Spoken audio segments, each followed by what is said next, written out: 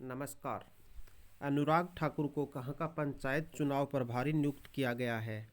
तो अनुराग ठाकुर को जम्मू कश्मीर का पंचायती राज चुनाव प्रभारी नियुक्त किया गया है। आइए दोस्तों, आज हम जानेंगे जम्मू कश्मीर के बारे में। तो जम्मू कश्मीर की बात करें तो जम्मू कश्मीर की धारा 370 हटने के बाद में ये दो केंद्र शासित प्रदेश में बट गया था। ओके, तो जानते हैं इसके बारे में पूरी डिटेल। जम्मू कश्मीर केंद्र शासित प्रदेश है, 370 इसको हटा दिया गया है। जम्मू कश्मीर के उपराज्यपाल की बात करें तो जम्मू कश्मीर के वर्तमान में उपराज्यपाल है मनोज सिन्हा। मनोज सिन्हा जम्मू कश्मीर के वर्तमान उपराज्यपाल हैं। और वुलर झील है ये जम्मू कश्मीर की नहीं बल्कि भारत की ताजे पानी की सबसे बड़ी झील है, उसका नाम है वुलर झील। और जो डल झील है, इस डल झील के किनारे श्रीनगर स्थित है। श्रीनगर शहर कौन सी झील के किनारे स्थित है? तो डल झील के किनारे स्थित है। जम्मू कश्मीर की प्रमुख झीलों की बात करें तो डल झील, नागिन झील, गाडसर झील, अर्थनागर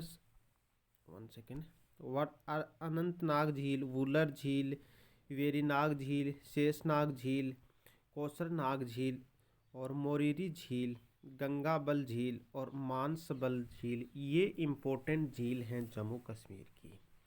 तो साथियों, अब हम जानेंगे जम्मू कश्मीर के प्रसिद्ध लोक नृत्यों के बारे में।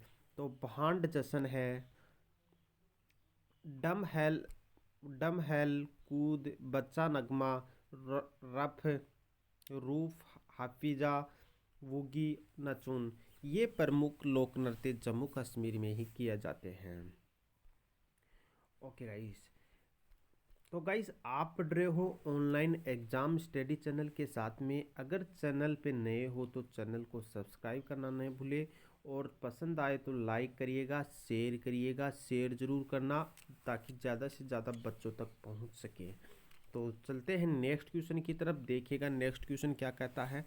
Turkish grand prix 2020, Turkish grand prix 2020 का खिताब किसने जीता है? तो लुइस हैमिल्टन ने ये खिताब जीता है। लुइस हैमिल्टन की बात करें तो दोस्तों ये ब्रिटेन के हैं, ब्रिटेन देश के हैं, बिलोंग करते हैं।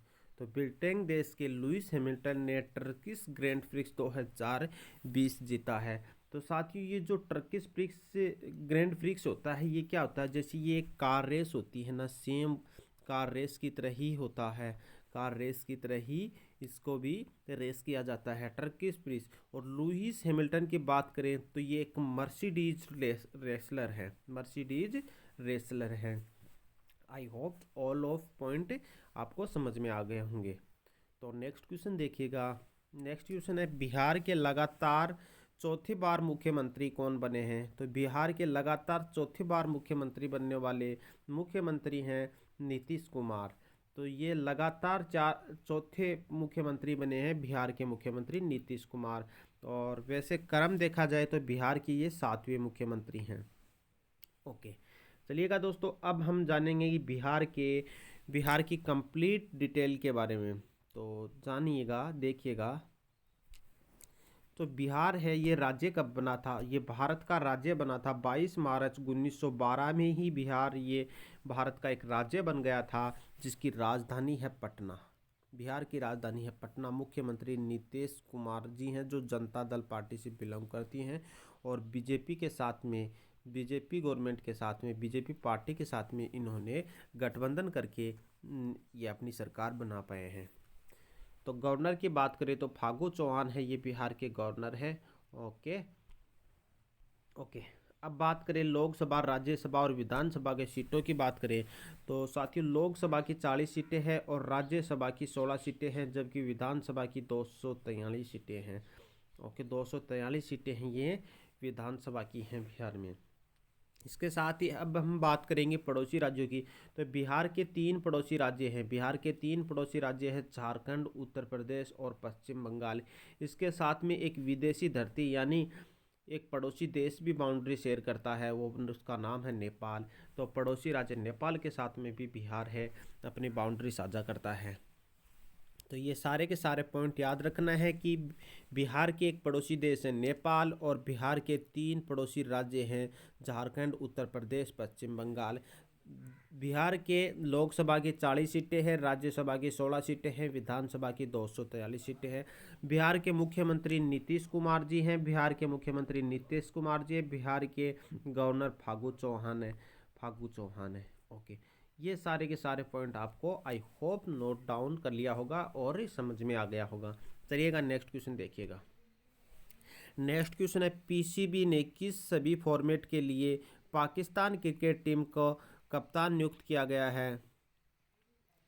तो पीसीबी ने किससे सभी फॉर्मेट के लिए पाकिस्तान का क्रिकेट टीम का कप्तान नियुक्त किया गया है? बाबर आजम को पीसीबी ने पाकिस्तान क्रिकेट टीम का कप्तान नियुक्त कर दिया गया है। पीसीबी की बात करें तो ये पाकिस्तान कंट्रोल बोर्ड, जिस प्रकार हमारे भारत में बीसीसीआई क्रिकेट खेल को रेगुलेट करता है और पूरे विश्व में आईसीसीआई क्रिकेट को रेगुलेट करता है, ठीक उसी प्रकार जो पीसीबी का काम भी पाकिस्तान में क्रिकेट मैच को रेगुलेट करने का कार्य करता है, जिसकी स्थापना की गई थी 1949 में ही पीसीबी की स्थापना कर दी गई थी।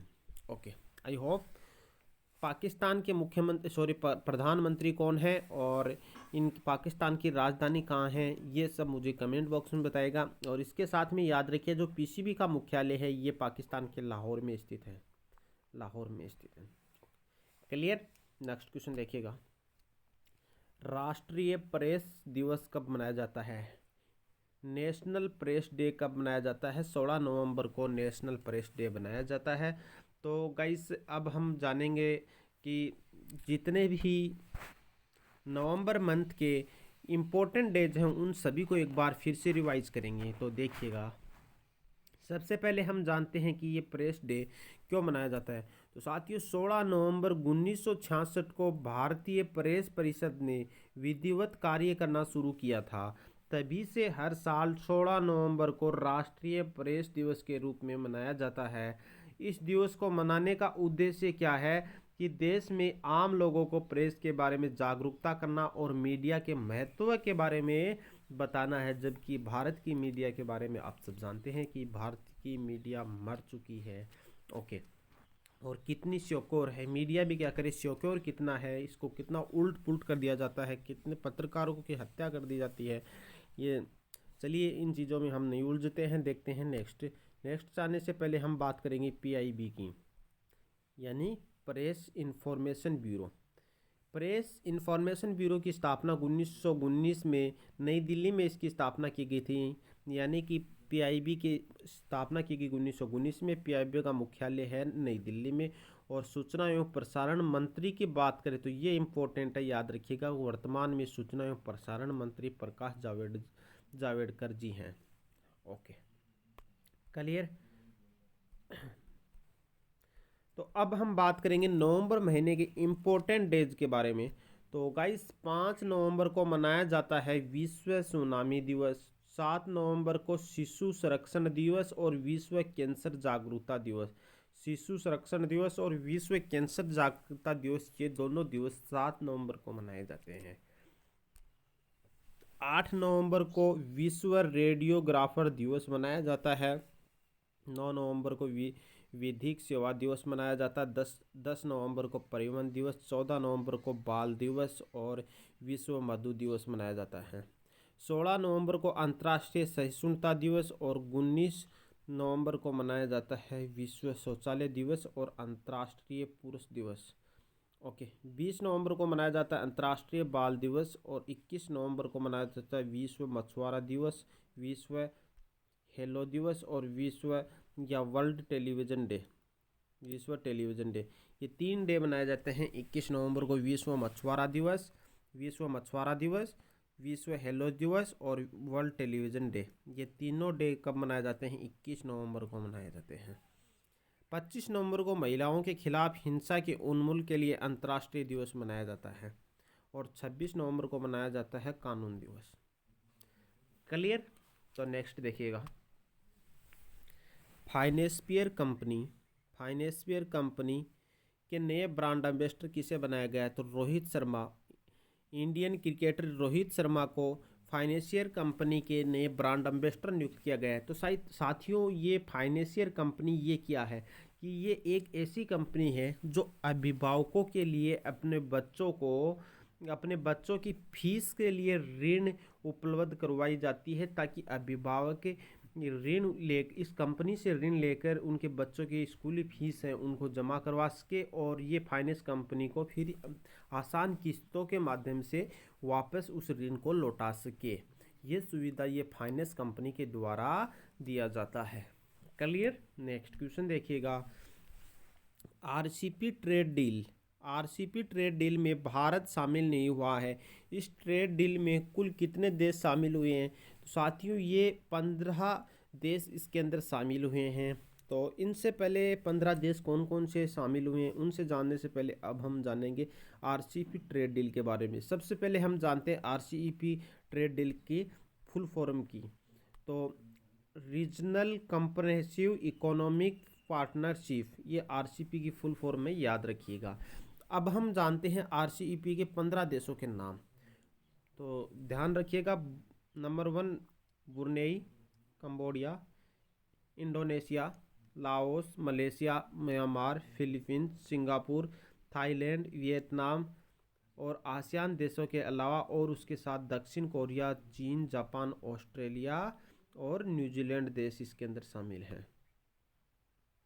तो अब हम जानते हैं इस आरसीपी ट्रेड डील का उद्देश्य क्या है, इसका पर्पज क्या है। तो आरसीपी ट्रेड डील का उद्देश्य है कि इन 15 देशों के बीच में व्यापारिक गतिविधियों को बढ़ावा देना है। क्लियर? तो अब हम जानते हैं नेक्स्ट क्वेश्चन की तरफ। देखिएगा नेक्स्ट क्वेश्चन, तो शानदार क्वेश्चन है। किसे पीपल साइंस अवार्ड 2020 में पीपल आइकन 2020 के लिए चुना गया है? तो जेनिफर लोपेज को पीपल्स आइकन 2020 के लिए चुना गया है। ओके साथियों जी, ये जेनिफर लोपेज को ये पुरस्कार मनोरंजन और संगीत के क्षेत्र में उनके द्वारा किए गए उत्कृष्ट कार्यों के लिए दिया गया है। ओके, पीपल्स चॉइस अवार्ड 2020 की जो विनर लिस्ट है उसकी लिस्ट के देख लेते हैं एक बार। देखिएगा, पीपल्स चॉइस अवार्ड के लिए चुना गया है टाइलर पेरी को, फैशन आइकन अवार्ड के लिए ट्रेकी एलिस रोल्स को, और पीपल्स आइकन 2020 के लिए किसको चुना गया है? जेनिफर लोपेज को। और मूवी ऑफ 2020 के लिए किसको चुना गया है? Bad boys for life movie को चुना गया है। Okay, clear? नेक्स्ट क्वेश्चन देखिएगा। HDFC एसेट मैनेजमेंट कंपनी के नए प्रबंधक निदेशक और मुख्य कार्यकारी अधिकारी किसे बनाया गया है? नवनीत मुनोत को बनाया गया है। Okay,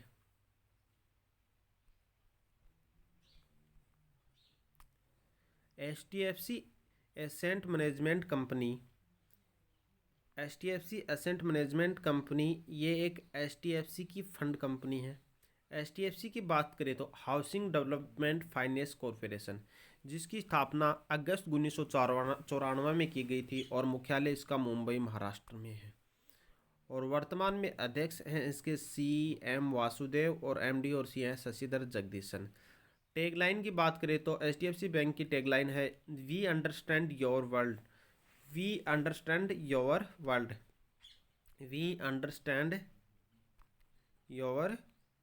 world. Okay, next question देखिएगा। किसे हिंदी साहित्य मंडल के नवलेखन तेज पुरस्कार 2020 के लिए सम्मानित किया गया है?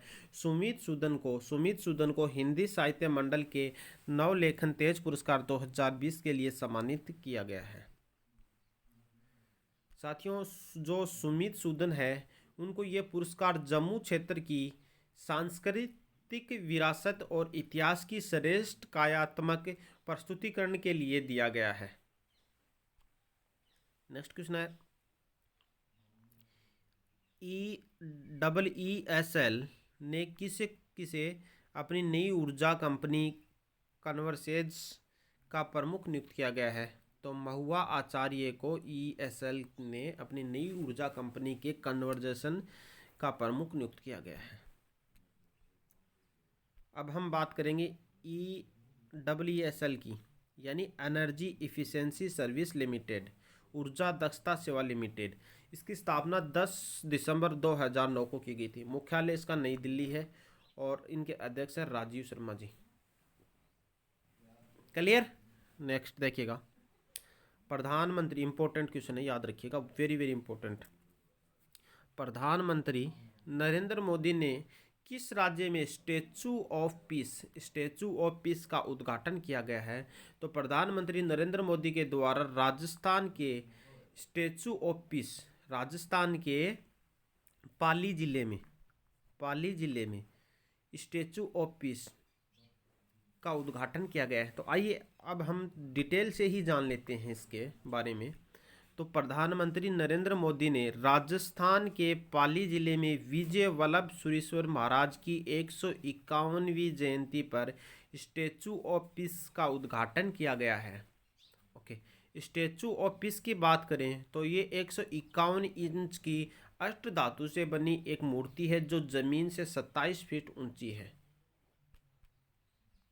अब हम साथियों बात करेंगे राजस्थान की पूरी डिटेल से। राजस्थान की बात करें तो राजस्थान की राजधानी है जयपुर। राजस्थान के मुख्यमंत्री अशोक गहलोत, जो कांग्रेस पार्टी यहाँ से बिलोंग करती है। गवर्नर है कलराज मिश्रा जी और मुख्यमंत्री बता दिया गया ना, अशोक गहलोत है।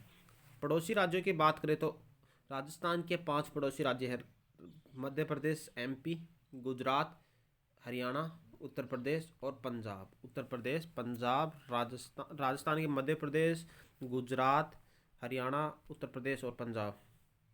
लोकसभा की 25 सीटें, राज्यसभा की 10 सीटें और विधानसभा की 200 सीटें हैं।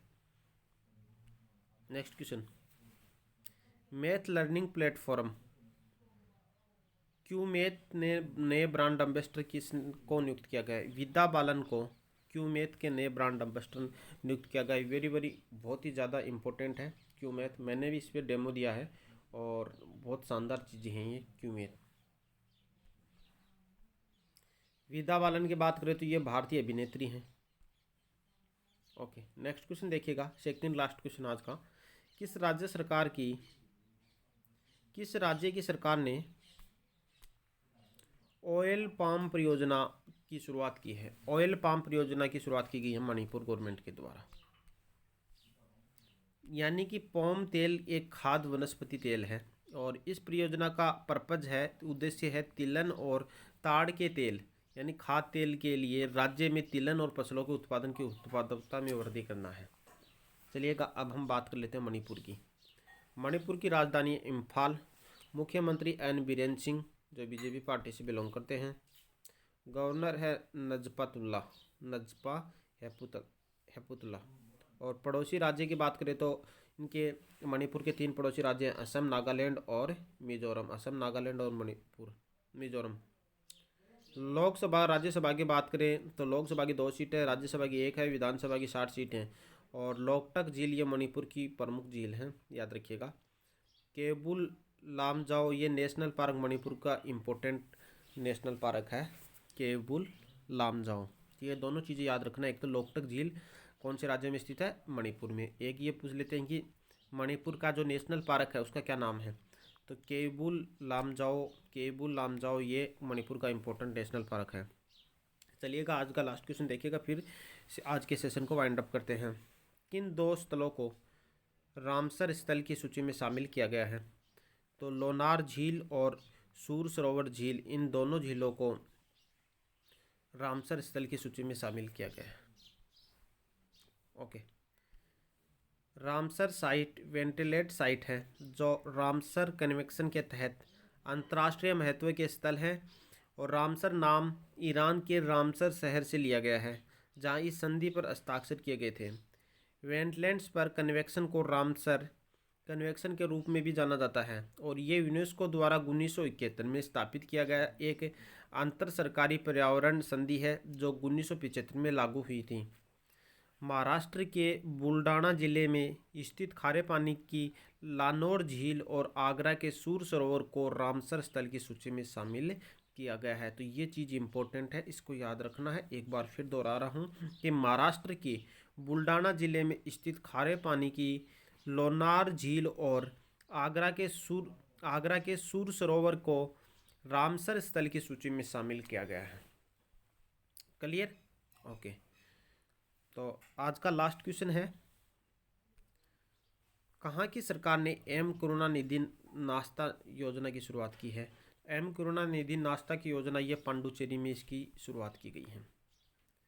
साथियों याद रखिएगा कि मधुवेल करुणानिधि एक भारतीय लेखक और राजनेता थे जिनके नाम पर एम करुणानिधि नाश्ता योजना की शुरुआत की गई है। इस योजना का उद्देश्य है कि स्कूली छात्रों को मुफ्त में सुबह का नाश्ता करवाया जाएगा। पांडुचेरी की बात करें तो ये केंद्र शासित प्रदेश है। उपराज्यपाल है किरण बेदी। ये पांडुचेरी की उपराज्यपाल है और मुख्यमंत्री वी नारायण सेमी हैं। ओके, एक और बच गया क्या लास्ट। किस देश ने दक्षिण चीन सागर में 2 बैलिस्टिक मिसाइल DF-26 और DF-21D का सफल परीक्षण किया गया है? तो चीन ने दक्षिण चीन सागर में 2 बैलिस्टिक मिसाइल DF-26 और DF-21D का सफल परीक्षण किया गया है। चीन की बात कर लेते हैं। चीन की बात करें तो ये एशिया महाद्वीप में स्थित है, भारत का पड़ोसी देश है, राजधानी बीजिंग है, करेंसी इनकी युआन है और राष्ट्रपति शी जिनपिंग है। चीन और भारत के बीच में जो इंटरनेशनल बॉर्डर लाइन उसका नाम है मैकमोहन रेखा। चीन की सबसे लंबी नदी यांगत्से नदी है जिसकी लंबाई 6300 किलोमीटर है और ये एशिया की सबसे बड़ी लंबी नदी है। So guys, thank you for watching this video और आपसे हम्बल रिक्वेस्ट करूँगा कि please share your best friend. Thank you for watching this video. मिलते हैं next day. Take care, bye, thank you.